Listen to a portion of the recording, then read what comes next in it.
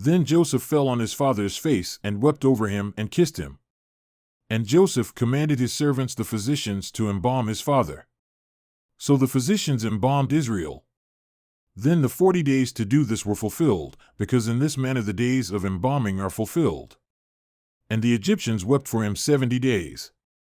Then the days of weeping for him were past, and Joseph spoke to the household of Pharaoh, saying, If now I have found favor in your sight, please speak in the ears of Pharaoh, saying, My father made me swear, saying, Behold, I am about to die, and my grave which I dug for myself in the land of Canaan, there you shall bury me. So now, please let me go up and bury my father, then I will return.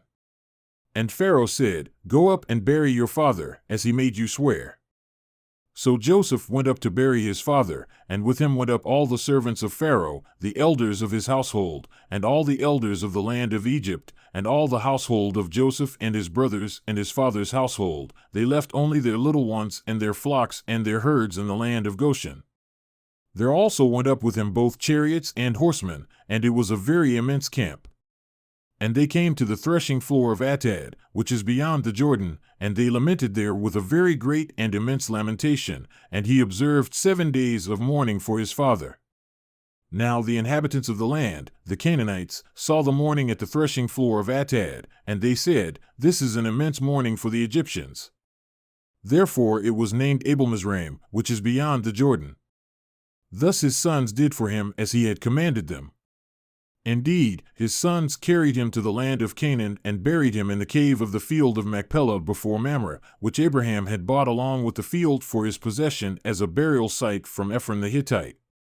After he had buried his father, Joseph returned to Egypt, he and his brothers, and all who had gone up with him to bury his father.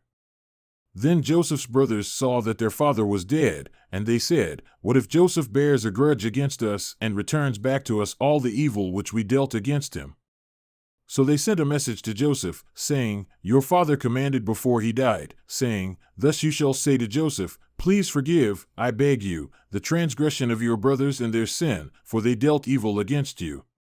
So now, please forgive the transgression of the slaves of the God of your father. And Joseph wept when they spoke to him. Then his brothers also came and fell down before him and said, Behold, we are your slaves. But Joseph said to them, Do not be afraid, for am I in God's place? As for you, you meant evil against me, but God meant it for good in order to do what has happened on this day, to keep many people alive. So now, do not be afraid, I will provide for you and your little ones. And he comforted them and spoke to their heart. Now Joseph stayed in Egypt, he and his father's household, and Joseph lived 110 years.